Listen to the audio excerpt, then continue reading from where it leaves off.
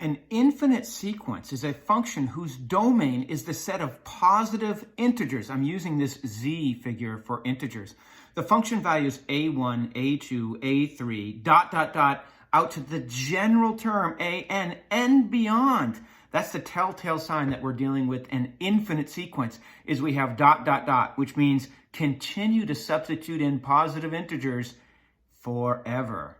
These are the terms of the sequence. However, if the function contains the first n positive integers only, say I stopped at a4, then we call that a finite sequence. How do you know the difference between finite and infinite sequences?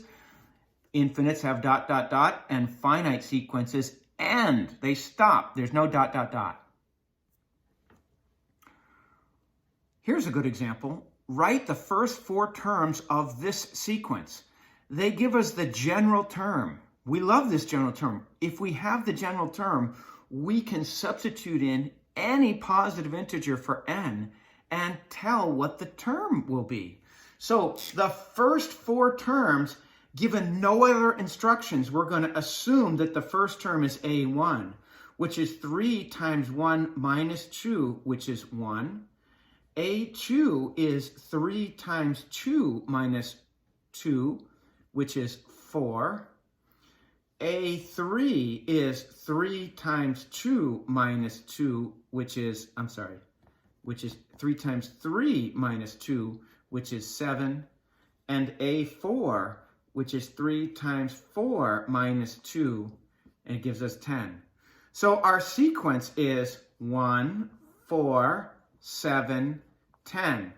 And that is a finite sequence because I stop here. Now, not even knowing the rule, you can see that we're adding 3 each time. So if I say the rule is, looking at this sequence, I could say, well, take the previous number and add 3 to it. We then get 13, then 16, then 19, etc., etc., etc. If I do that and I say add 3 to the previous one, I'm using what's called a recursive formula. When I have an equals 3n minus 2, this is called the explicit formula. I love the explicit formula because it allows me to jump around.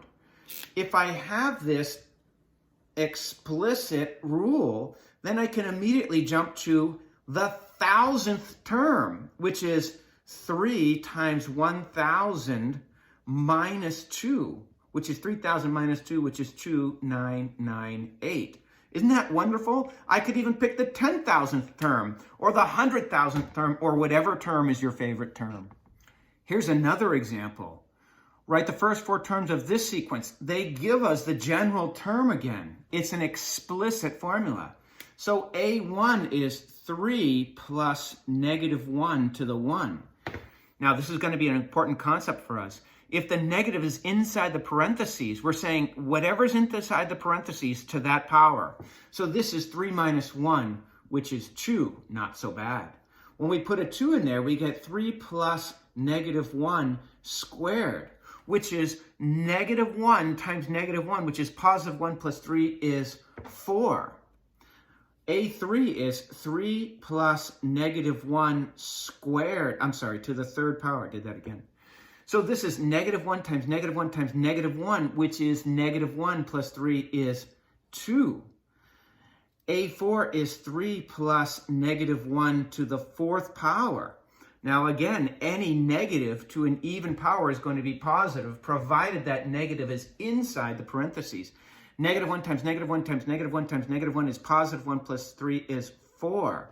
So you can see, hopefully, a1, 2, a2, 4, a3, 2, a4, 4. If I said, following this pattern, if I said, well, what's a28? Hopefully you would say, well, that's an even number. So without even doing the math, you should be able to do that in your head. Say, well, that's going to give us positive 1 plus 3 is 4 as well. Here we're asked to write the first 5 terms of this sequence. Notice we're given the general term. This is an explicit formula. All right. a1 is going to be negative 1 to the 1 over 2 times 1 minus 1. So there's a lot of legwork that needs to be done here. The numerator will be positive 1 because that's, the numerator will be negative 1 because that's negative 1 to the first. And I have 2 minus 1 is 1 on the denominator. So I'll have negative 1 for my first term. A2 is negative 1 squared over 2 times 2 minus 1.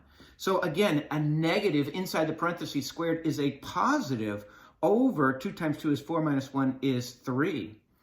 A3 is negative 1 to the third power over 2 times 3 minus 1, which is negative 1 because I have negative 1 times negative 1 times negative 1 over 6 minus 1 is 5.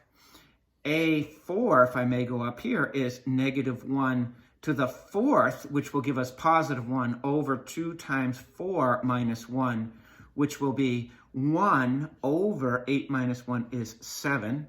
And lastly, A5 is negative 1 to the fifth over 2 times 5 minus 1, which gives us negative 1. I know because that's a negative 1 to an odd power over 10 minus 1 is 9. So my sequence, if I might put it more neatly, is negative 1, comma, 1/3, comma, negative 1/5, comma, 1/7, comma, negative 1/9. If I had this in red here at the bottom, I would guess that the next one is, well, I had a denominator of 1, 3, 5, 7, 9. I bet the next one, without doing the math, is a denominator of 11, and I went negative, positive, negative, positive, negative, positive. Without doing the math, I can guess that that's going to be 1 over 11 right here.